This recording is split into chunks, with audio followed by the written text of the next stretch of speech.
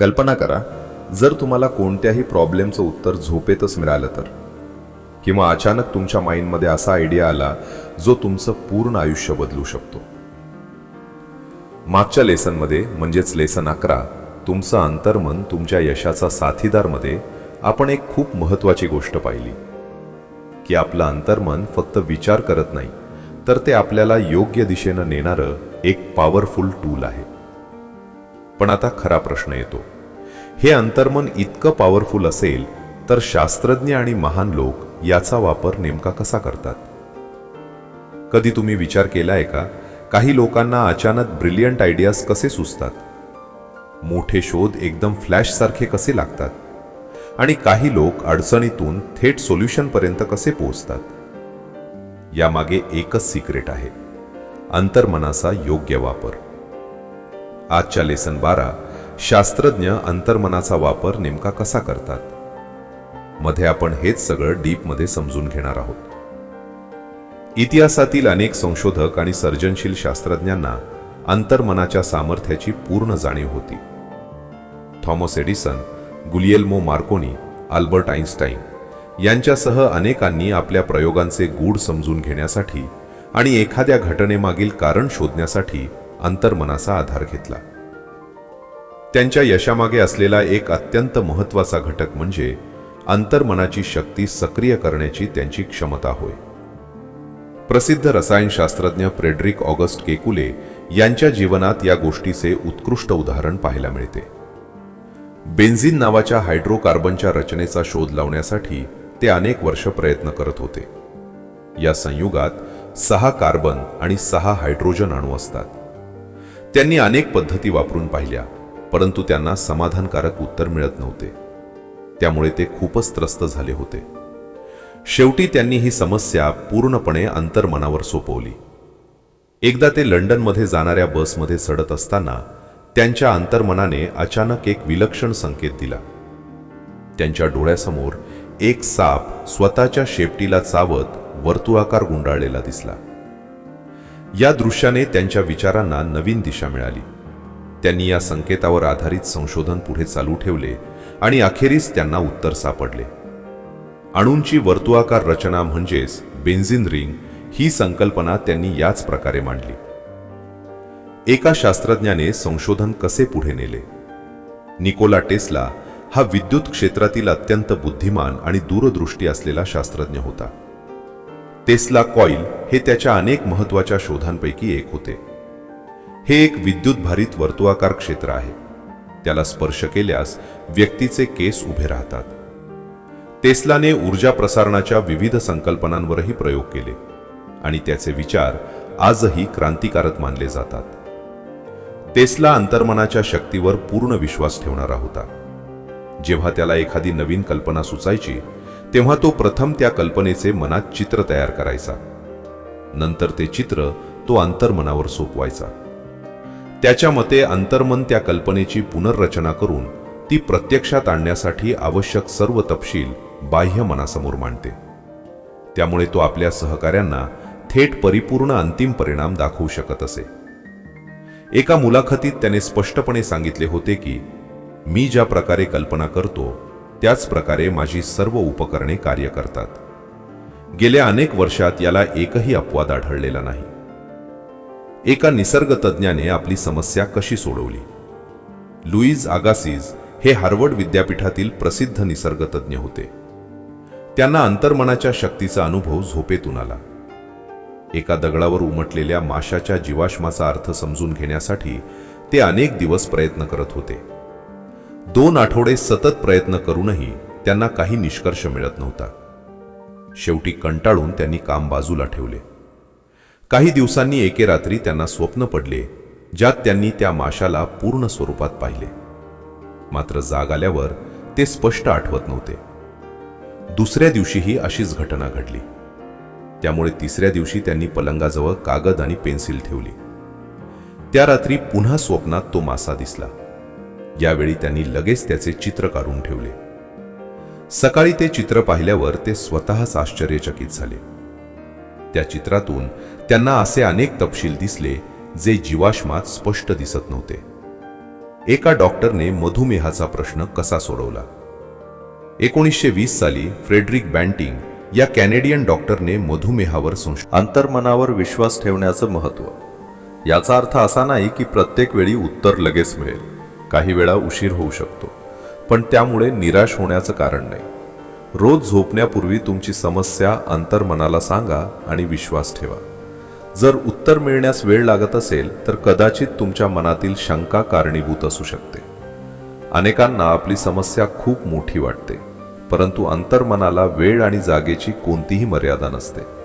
त्यामुळे उत्तर नक्की मिळेल असा विश्वास ठेवणे आवश्यक आहे. एका शास्त्रज्ञाची सुटका दुसऱ्या महायुद्धाच्या काळात. लोथार फॉन ब्लेंकश्मिथ हे एक अभियंता रशियातील कैदेत होते. अत्यंत कठीण परिस्थितीतही त्यांनी अंतर्मनावर विश्वास ठेवला. ते रोज स्वतःला लॉस एंजेलिसमध्ये फिरताना कल्पना करत. मोठे रस्ते, झाडांनी वेढलेले परिसर आणि आपले स्वातंत्र्य हे सर्व ते मनात जिवंत ठेवत.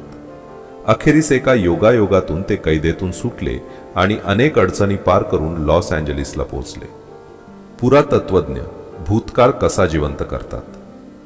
पुरातत्वज्ञ जुन्या अवशेषांचा अभ्यास करताना केवळ निरीक्षणच नाही तर कल्पनाशक्ती आणि अंतर्मनाचा वापर करतात.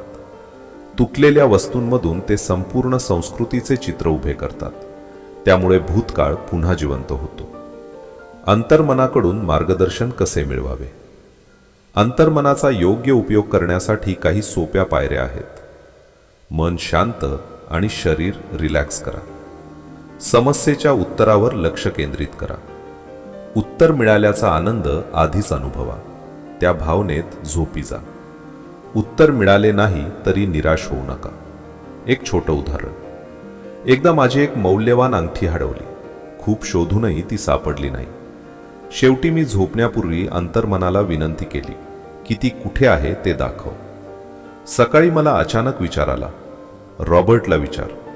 मी शेजारच्या मुलाला विचारले आणि त्याने सांगितले की त्याला ती अंगठी सापडली होती. एका तरुणाला त्याच्या अंतर्मनाने वडिलांच्या मृत्यूपत्राची जागा दाखवली. ह्युगो आर नावाचा एक तरुण लॉस एंजेलिसमध्ये माझ्या व्याख्यानांना नियमितपणे उपस्थित राहत असे. अंतर्मनाच्या शक्तीबद्दलचा स्वतःचा अनुभव त्याने मला सांगितला. त्याचे वडील अचानक वारले. त्यांचा मृत्यूपत्र कुठेच सापडत नव्हता. मात्र त्याच्या बहिणीने सांगितले होते की वडिलांनी एकदा मृत्यूपत्र तयार केले असल्याचे उल्लेख केले होते आणि सर्व गोष्टी न्यायाने वाटल्या जातील याची त्यांनी काळजी घेतली होती. जर मृत्यूपत्र नसेल तर सरकारी नियमांनुसार संपत्ती वाटली जाणार होती आणि ती वाटणी वडिलांच्या इच्छेनुसार होणार नाही याची ह्युगोला जाणीव होती. शिवाय कायदेशीर खर्चातच संपत्तीचा मोठा भाग जाण्याची शक्यता होती. त्याने आणि त्याच्या बहिणीने सर्वत्र शोध घेतला, पण मृत्यूपत्र सापडले नाही. तेव्हा ह्युगोला अंतर्मनाच्या शक्तीची आठवण झाली. झोपण्यापूर्वी त्याने अंतर्मनाशी संवाद साधत म्हटले, मी ही विनंती आता अंतर्मनाला देत आहे. माझ्या वडिलांचे मृत्यूपत्र कुठे आहे हे अंतर्मनाला ठाऊक आहे आणि ते मला नक्की दाखवेल. त्याने आपली विनंती अधिक ठाम करत एकच शब्द वारंवार उच्चारला, उत्तर. उत्तर. हा शब्द मनात घुमत असताना त्याला गाढ झोप लागली. दुसऱ्या दिवशी सकाळी उठल्यावर त्याला अचानक डाऊनटाऊन लॉस एंजेलिसमधील एका बँकेत जाण्याची इच्छा झाली. त्याला ठाऊक नव्हते की वडिलांनी त्या बँकेचा कधी उल्लेख केला होता की नाही, पण अंतर्मनाच्या सूचनेची खात्री करून घ्यावी असे त्याला वाटले. तो बँकेत गेला. चौकशी केल्यानंतर शेवटी एका अधिकाऱ्याने सांगितले की त्याच्या वडिलांच्या नावाने एक लॉकर आहे. लॉकर उघडल्यावर त्यात मृत्यूपत्र सापडले. जेव्हा तुम्ही झोपेत असता तेव्हा तुमचे विचार तुमच्यातील सुप्त शक्तींना जागृत करतात. उदाहरणार्थ, तुम्ही विचार करत असाल, घर विकावे का, एखादा शेअर घ्यावा का, भागीदारी संपवावी का, न्यूयॉर्क सिटीला जावे का लॉस एंजेलिसमध्येच राहावे, नवीन करार करावा का. अशा वेळी शांतपणे बसा. क्रिया प्रतिक्रियेचा नियम नेहमी कार्यरत असतो. तुमचा विचार म्हणजे क्रिया आणि अंतर्मनाचा प्रतिसाद म्हणजे प्रतिक्रिया. अंतर्मन नेहमी प्रतिसाद देणारे असते. जर तुमची कृती योग्य असेल तर तुम्हाला आतून एक शांत आणि स्पष्ट भावना मिळते. तेच उत्तर असते. मार्गदर्शन मागताना योग्य निर्णयावर शांतपणे विचार करा. तुम्ही अंतर्मनातील असीम बुद्धीचा उपयोग करत असता. त्या पातळीवर पोहोचल्यानंतर 7. विश्वास आणि सातत्य यांच्या साह्याने कोणतीही कल्पना प्रत्यक्षात आणता येते. 8. अंतर्मन हे आठवणींचे भांडार आहे. त्यात बालपणापासूनच्या सर्व गोष्टी साठलेल्या असतात. 9. पुरातत्वज्ञ आणि संशोधक अंतर्मनाच्या मदतीने भूतकाळ जिवंत करतात. 10.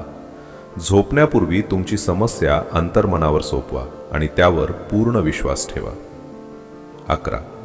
तुमचा विचार ही क्रिया आणि अंतर्मनाचा प्रतिसाद ही प्रतिक्रिया दोन्ही एकत्र काम करतात. 12. अंतप्रेरणा, आतली जाणीव आणि सूक्ष्म भावना यांच्या माध्यमातूनच तुम्हाला मार्गदर्शन मिळते. तर आज आपण पाहिलं, शास्त्रज्ञ आणि महान लोक त्यांच्या अंतर्मनाचा वापर करून कसे मोठे शोध लावतात आणि आपण सुद्धा त्याच पद्धतीने आपल्या आयुष्यात प्रॉब्लेम सॉल्व्ह करू शकतो. पण ही फक्त सुरुवात आहे. पुढच्या लेसन 13 अंतर्मन आणि निद्रेचा चमत्कारमध्ये आपण पाहणार आहोत, झोप आणि अंतर्मन यांचा कनेक्शन काय आहे आणि झोपेतच तुमचं माइंड कसं काम करतं. आणि सगळ्यात इम्पॉर्टंट, झोपताना तुम्ही तुमचं आयुष्य कसं बदलू शकता. म्हणून हा व्हिडिओ नक्की मिस करू नका. जर तुम्हाला असेच पॉवरफुल लेसन्स शिकायचे असतील तर रॉयल ब्रेन चॅनलला लगेच लाईक, शेअर आणि सबस्क्राईब करा. कारण इथे आपण तुमचं माइंड अपग्रेड करतो आणि आयुष्य बदलतो.